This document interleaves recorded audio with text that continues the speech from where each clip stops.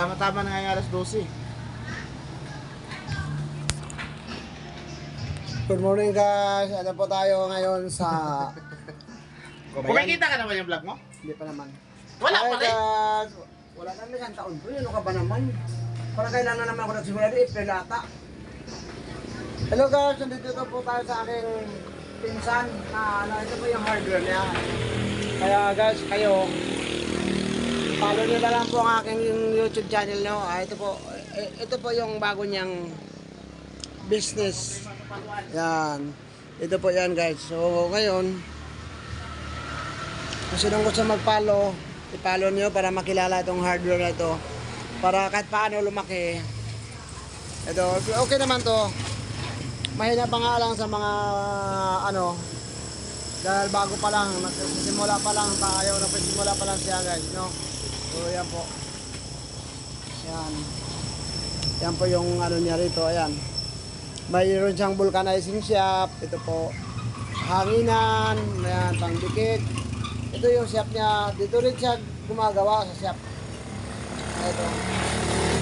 Dito rin siya gumagawa ng mga gate. Kung ano man yung pina-order, dito lang po din. Sa hardware na ito. So ito po yung kalsada natin. Oh.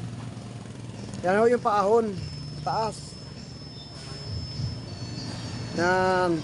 Hanggang doon pababa guys. Ayun. May mga talipapa din yan dyan.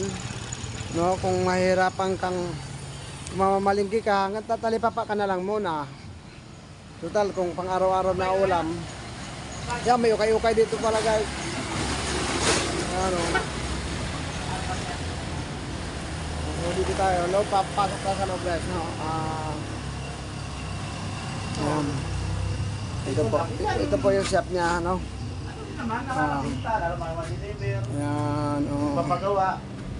Yan, dito po yan guys. Yan, dito po yan. Tapo. Yan. No? So, malaking bagay dito talaga. Bagong pader to? O dating pader? Dati. Dati. Ito yung nandito ako, no? Yan ang ginawa namin. No. Ayan. Yan po guys. So, tingnan mo guys. Ayan. Yung mayroon pa kayo sa kwarto doon, no? Hindi ko pa naayos. Saan? Gagawin mong kwarto? Diyan sa likod? Yan. Hindi ko pa naayos eh. Ito. Oo. Anong lalagay mo dito? Hindi, kung ano, sama ko na yung staka, lagyan ko ng pinto doon sa kabila. Palakihan. Mga stock. Budiga. Oo. Dito mo ilalagay yung mga semento, mga ano, plywood, lumber. Ayusin ko pa nga. Yan po yung kulang pa guys, kulang pa sa budget, no? So, medyo malaki-laki din naman ang ginastos niya rito sa pagpagawa. Ayan, malaki-laki din yan. Hindi naman yan basta-bastang pag namumuhunan ka, kailangan malakas ang loob mo. Dahil pag oras mahina loob mo sa pagganito, pang iniisip mo, matatalo ka, ganyan. Ito yun. Ang buti yung pinsan ko talagang hindi lang malakas ang loob, malaki pa ang loob nito. Hanggang so, yan. Yan ang pinsan ko. Yan. Yan ang pinsan ko na yan. Yan. Si Joel Barker. Ayan.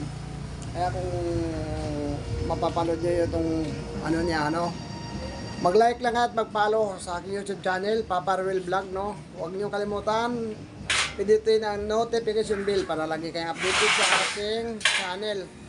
Pasensya na kayo guys sa mga content ko dahil hindi ko hinahaluan ng mga joke-joke, kung ano-ano man yan. Kasi yung trabaho ko dito guys, yung kinukontent ko dito, seryosohan ba? Parang seryoso ba? Kagaya ng construction, trabaho. Ganun ang ano ko dito guys. Ito, nagbablog ako ng mga ano, nararapat din dito. Ano.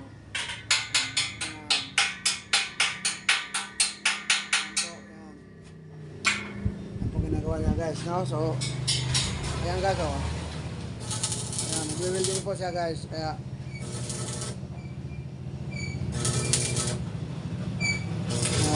yan po siya. Marami pa siyang kulang guys sa mga ano